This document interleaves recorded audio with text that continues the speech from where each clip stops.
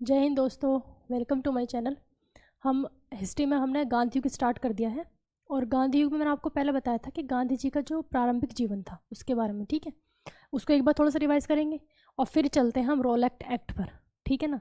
Rowlatt act, Jallianwala Bagh, वो सारी घटनाएं जो हुई हैं, ठीक है। सबसे क्वेश्चन पूछे जाते हैं, सब इम्पोर्टेंट है। तो गांधी युग में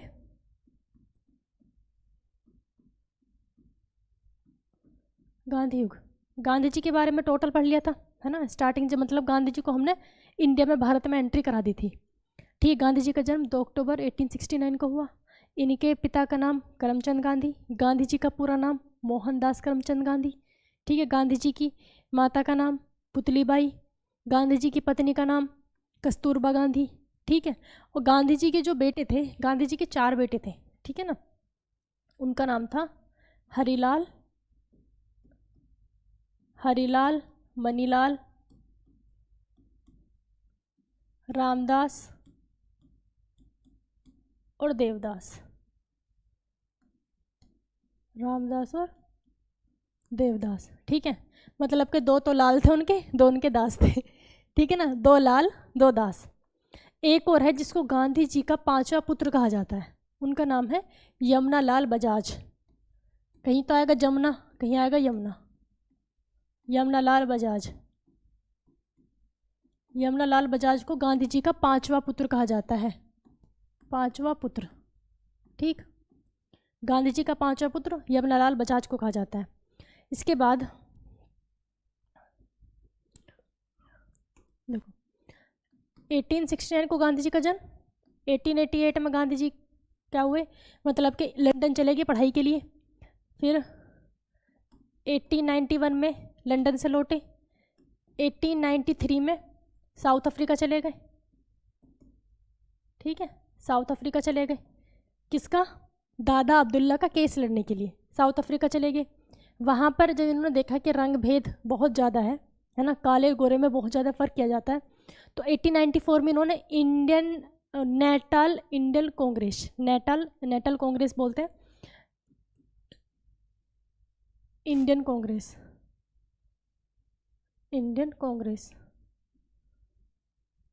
नेटाल इंडियन कांग्रेस की स्थापना की 1994 में, सॉरी हाँ 1994, ठीक है। इसके बाद 1996 में गांधी जी ने नेटाल इंडियन कांग्रेस के साथ ही गांधी जी ने वो लिखी थी एक पत्रिका, ठीक है। गांधी जी ने एक पत्रिका लिखी थी Indian opinion, most important, Indian opinion, ठीक है ना, इंडियन ओपिनियन पत्रिका। फिर 1994 के बाद 1996 में गांधी जी भारत आए और अपनी फैमिली को भी परमानेंट वहाँ पर ले गए, ठीक है ना। 1991 में भी गांधी जी भारत आए थे, है ना, और 1992 में वापस से चले गए थे। तो ये सारा कुछ हम पढ़ चुके हैं, है ना। फाइनली जो गांधी जी आए थे, फाइनली गांधी जी 1915 में भारत आए, ठीक है ना, 9 जनवरी 1915 को। तो 9 जनवरी को हम क्या मनाते हैं, प्रवासी भारतीय दिवस के रूप में मनाते हैं, 9 जनवरी 1915 को। फिर 1915 के बाद आपने देखा कि 1917 में गांधी जी ने चंपारण सत्याग्रह किया, 1918 में खेड़ा सत्याग्रह और अहमदाबाद मील मजदूर आंदोलन। किस आंदोलन में गांधी जी ने पहली बार भूख हड़ताल की थी, किस आंदोलन में की थी, अहमदाबाद मील मजदूर आंदोलन में। क्या हो गया, किस में की थी, अहमदाबाद मील मजदूर आंदोलन में गांधी जी ने पहली बार भूख हड़ताल की थी। अब भूख हड़ताल की प्रेरणा गांधी जी ने किससे ली थी, तो किससे ली थी, रस्किन से ली थी। भूख हड़ताल की प्रेरणा रस्किन से, और आंदोलन की प्रेरणा किससे ली थी, गांधी जी ने आंदोलन की प्रेरणा ली थी लियो टॉलस्टॉय से। किससे ली थी, लियो टॉलस्टॉय, जर्मनी के थे लियो टॉलस्टॉय, ठीक है। लियो टॉलस्टॉय की बुक का क्या नाम है, वार एंड पीस, पूछी जाती है बुक, बहुत इंपॉर्टेंट है, ठीक है ना। वार एंड पीस बुक किसका नाम है, लियो टॉलस्टॉय की। इन्होंने आंदोलन की प्रेरणा लियो टॉलस्टॉय से ली थी। गांधी जी का जो आंदोलन था उसकी एक स्ट्रैटेजी थी, मतलब कि किस तरीके से आंदोलन करना है, स्टेप बाय स्टेप। तो गांधी जी के आंदोलन के 4 चरण होते थे, कितने चरण, 4 चरण होते थे। अब उन 4 चरण में आंदोलन के कितने, 4 चरण, सबसे पहले गांधी जी क्या करते थे, सत्याग्रह करते थे, सत्याग्रह, ठीक है। सत्याग्रह के बाद भूख हड़ताल, सत्याग्रह के बाद भूख हड़ताल, ठीक। भूख हड़ताल के बाद करते थे बहिष्कार, बहिष्कार। और नंबर 4 पर था सत्याग्रह, भूख हड़ताल, बहिष्कार, और उसके बाद करते थे लास्ट में हड़ताल, हड़ताल, ठीक है। अब इसको समझो, ये जो है ना, ये कुछ इससे क्वेश्चन कैसे पूछेगा। पहली बात तो इससे ये पूछेगा, इनको सीक्वेंस में करने के लिए आपको 4 ऑप्शन दे देगा ये, कि जो गांधी जी के आंदोलन के 4 चरण थे इनको सीक्वेंस में लगाए। फर्स्ट नंबर पे क्या, सेकंड नंबर पे क्या।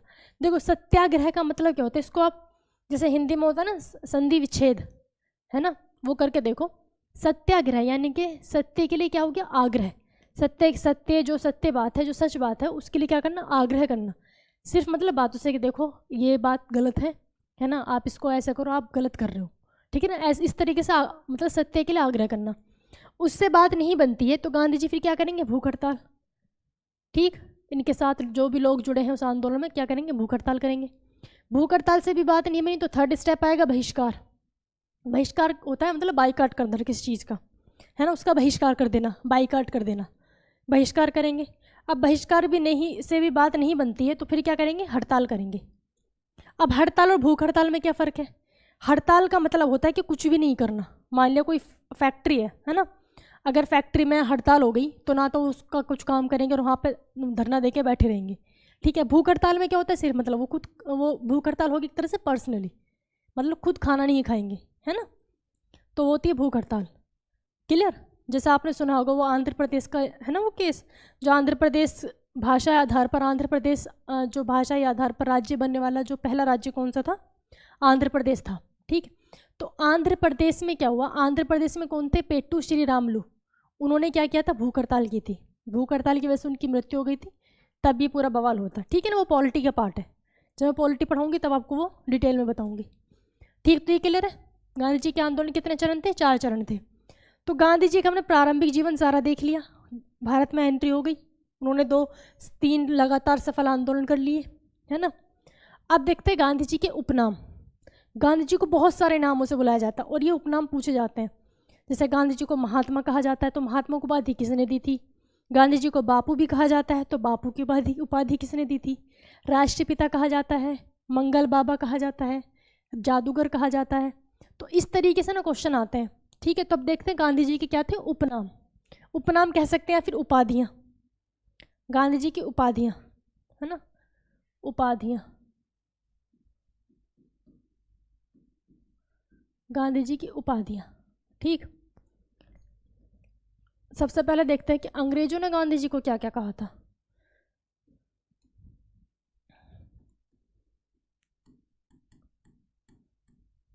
ठीक, अंग्रेजों ने गांधी जी को उपाधि दी थी सार्जेंट की। किसकी, सार्जेंट।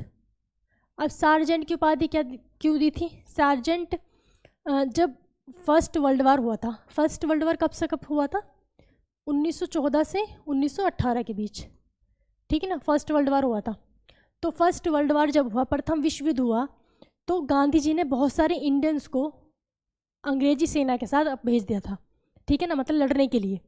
तो इस वजह से अंग्रेजों ने क्या कहा था कि भर्ती करवाने वाला सार्जेंट है। गांधी जी को क्या कहा, भर्ती करवाने वाला सार्जेंट। तो सार्जेंट की उपाधि कब मिली थी, प्रथम विश्व युद्ध के दौरान अंग्रेजों ने दी थी, ठीक, प्रथम विश्व युद्ध के दौरान अंग्रेजों ने दी थी। सार्जेंट हो गया। एक दी थी अंग्रेजों ने केसरे हिंद, केसरे हिंद।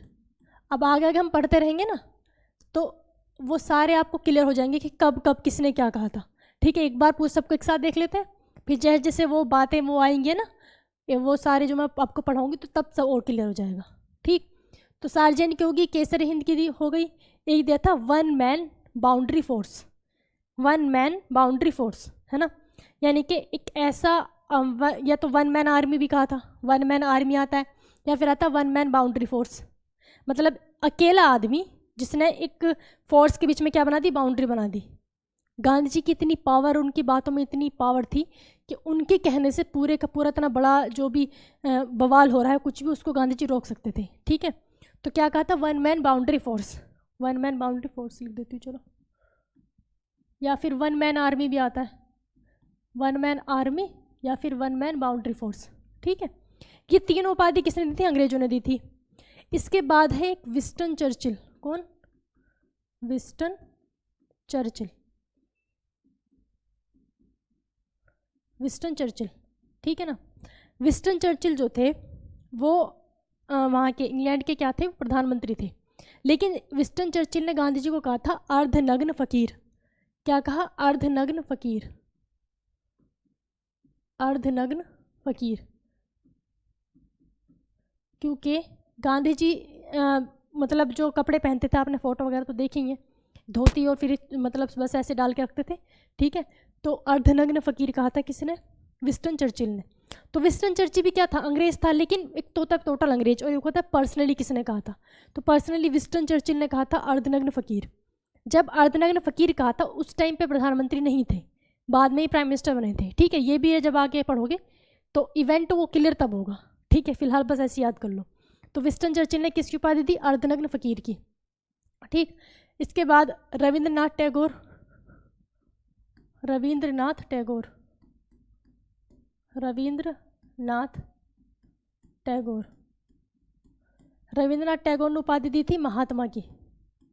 किसकी? महात्मा की। जब गांधी जी ने चंपारण सत्याग्रह किया था उसके बाद महात्मा की उपाधि दी थी रविंद्रनाथ टैगोर ने। ठीक, सुभाष चंद्र बोस, सुभाष चंद्र बोस ने उपाधि दी थी किसकी? राष्ट्रीय पिता की, राष्ट्रीय पिता। ठीक है, राष्ट्रीय पिता की उपाधि किसने दी? सुभाष चंद्र बोस ने। सुभाष चंद्र बोस उस वक्त कहाँ थे? सिंगापुर में थे। आज़ाद हिंद फौज की इन्होंने स्थापना की थी। ठीक है, जब आज़ाद हिंद फौज पढ़ेंगे तो आपको ये भी क्लियर होगा। तो सिंगापुर से जो होती मतलब रेडियो पे इन्होंने गांधी जी को राष्ट्रपिता के रूप में संबोधित किया था। ठीक है, राष्ट्रपिता कह के। तो राष्ट्रपिता की उपाधि किसने दी? सुभाष चंद्र बोस ने। एक है जवाहरलाल नेहरू, जवाहरलाल नेहरू, नेहरू जी। नेहरू जी ने उपाधि दी थी बापू की। किसकी? बापू। नेहरू जी ने उपाधि किसकी दी? बापू की। क्लियर?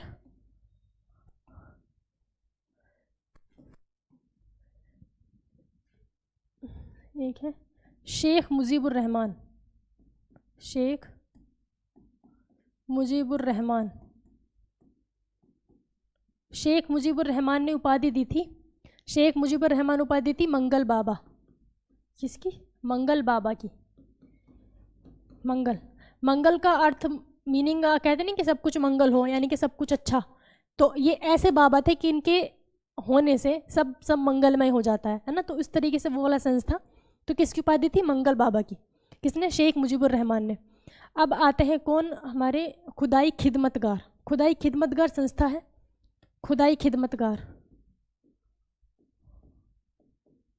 खुदाई खिदमतगार संस्था, खुदाई खिदमतगार संस्था। इस संस्था ने उपाधि दी थी गांधी जी को जादूगर की। किसकी? जादूगर। खुदाई खिदमतगार संस्था ने किसकी उपाधि दी थी? जादूगर की, जादूगर की उपाधि। ठीक, अब गांधी जी क्या थे? गांधी जी ने आश्रम बनाया था अपना, है ना, साबरमती आश्रम। गांधी जी ने अपना साबरमती आश्रम बनाया था। तो साबरमती आश्रम में जो आश्रम के लोग रहते थे, आश्रम के अतिथि थे जो, उन्होंने, आश्रम के लोगों ने, उन्होंने भी उपाधि दी थी।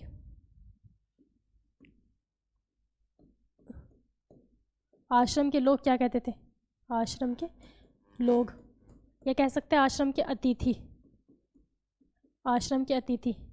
इन्होंने कहा था सेवाग्राम का संत। क्या कहा? सेवाग्राम का संत, सेवाग्राम का संत। ठीक, अब गांधी जी कहाँ रहे थे? गांधी जी साउथ अफ्रीका में रहे थे। वहाँ पे भाई 22 साल गांधी जी वहाँ पर रहे। देखो टोटल आप डेट काउंट कर लो, गांधी जी कितने कब गए थे? 1893 में गए थे, है ना, 1893 में गए। और फाइनली आए थे 1915 में। फाइनली कब आए थे? 1915 में। तो इतने साल गांधी जी कहाँ रहे थे? साउथ अफ्रीका में रहे थे। उनके साथ बहुत सारे वकीलों ने काम किया। तो जो साउथ अफ्रीका के जो वकील थे, साउथ अफ्रीका के वकील, उन्होंने भी कहा गांधी को कुछ। साउथ अफ्रीका के वकील, साउथ अफ्रीका के वकीलों ने उपाधि दी थी गांधी जी को कुली बैरिस्टर की। किसकी? कुली बैरिस्टर। ठीक, कुली बैरिस्टर की।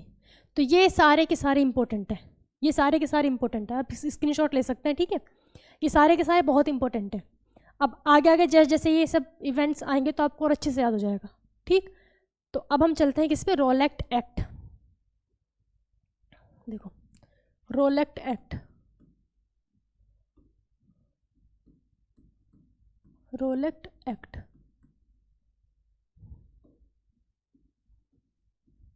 रोलेक्ट एक्ट। ये जो रोलेक्ट एक्ट है, इस रोलेक्ट एक्ट का जो एक्चुअल में नाम था, देखो पहली बात तो रोलेक्ट एक्ट लेकर आया था कौन? सिडनी रोलेक्ट। जो अधिकारी कौन था? Sydney रोलेक्ट, Sydney रोलेक्ट। ठीक, तो सिडनी रोलेक्ट इस रोलेक्ट एक्ट लेकर आया है ना। तो रोलेक्ट एक्ट का एक्चुअल में नाम क्या था? Anarchical and revolutionary act. Anarchical and revolutionary act. ठीक है, ये नाम किसका था? रोलेक्ट एक्ट का असली नाम क्या था? Anarchical and revolutionary act. लेकिन एनार्कियल एंड रिवोल्यूशनरी एक्ट को लेकर कौन आया? सिडनी रोलेक्ट। तो इसको रोलेक्ट एक्ट भी कहा जाता है। ठीक है, अब ये एक्ट आया कब था? ये एक्ट आया था 19 मार्च, डेट पूछता है 19 मार्च 1919। 19 मार्च 1919 को ये आया था, रोलेक्ट एक्ट आया था। अब इस रोलेक्ट एक्ट का मेन पर्पज़ या फिर इसमें क्या बात कही गई थी, था क्या ये, है ना। इसमें कहा गया था कि मतलब रोलेक्ट एक्ट आने से पहले बहुत सारे आंदोलन चल रहे थे, है ना। किसी ने कुछ कर दिया, किसी ने कुछ कर दिया, जैसे हमने अभी इतने सारे क्रांतिकारी आंदोलन पढ़े थे। ठीक, और बाल गंगाधर तिलक जो थे वो तो क्या बन गए थे? वो तो भारतीय शांति का जनक कहा गया। ठीक, अब इतने सारे जो इवेंट्स हो रहे थे, इतने सारे जो आंदोलन हो रहे थे, तो इनके समझ में नहीं आ रही भैया कौन क्या करने वाला है या फिर कौन क्या कांड करने वाला है, अंग्रेजों को समझ नहीं आया। तो उन्होंने क्या कहा, भाई इसको रोका, इसको कैसे रोका जाए। तो वो रोलेक्ट एक्ट लेकर आए। इन्होंने इसमें कहा कि शक के आधार पर भी किसी को गिरफ्तार किया जा सकता है। मतलब उन्हें लग रहा है ना कि ये कुछ करने वाला है, ठीक, या फिर इसने ये काम किया है, तो उसके खिलाफ सबूत हो या ना हो, उसको गिरफ्तार कर लेंगे। ठीक है, तो रोलेक्ट एक्ट में क्या था? शक के आधार पर गिरफ्तार करना।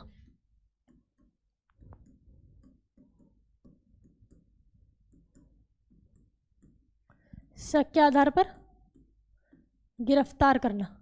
ठीक है ना। अब शक के आधार पर गिरफ्तार करना था, तो इस एक्ट के थ्रू सबसे पहले गिरफ्तार किया गया था। देखो पहला बात तो यह है कि जो रोलेक्ट एक्ट का जो मेन सेंटर था, मेन जो इसका केंद्र था, इस रोलेक्ट एक्ट का केंद्र बन गया था पंजाब, है ना। पंजाब था इसका मेन, जो इसका सेंटर था। तो पंजाब के दो नेता थे, पंजाब के दो नेता थे, एक तो थे सैफुद्दीन किचलू और दूसरे थे सत्यपाल। सैफुद्दीन किचलू, सैफुद्दीन किचलू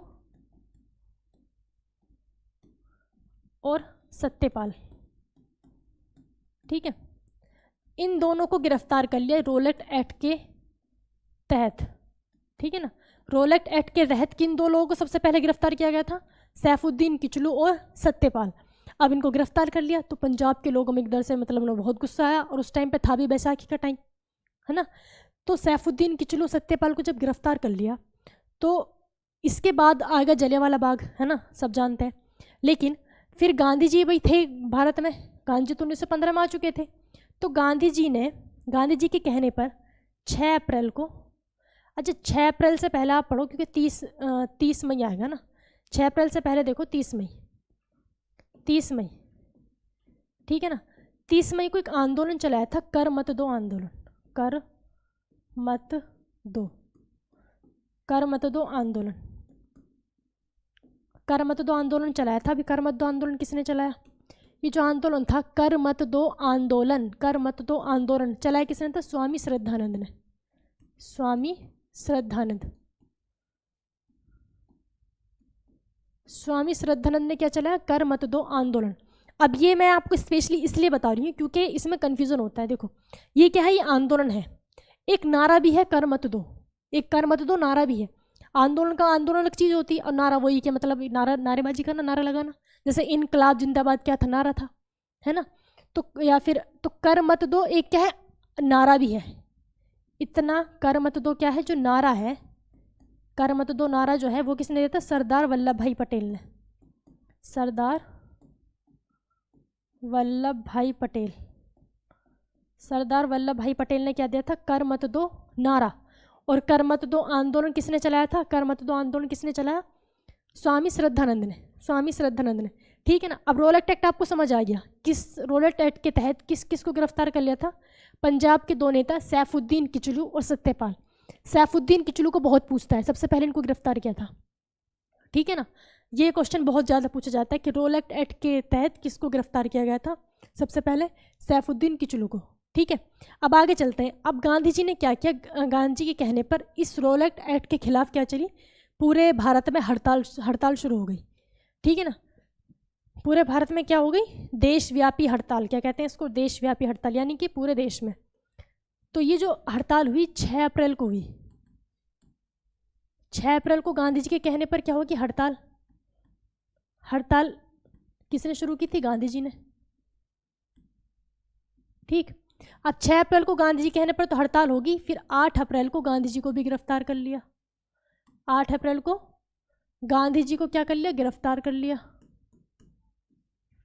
8 अप्रैल को गांधी जी को गिरफ्तार कर लिया।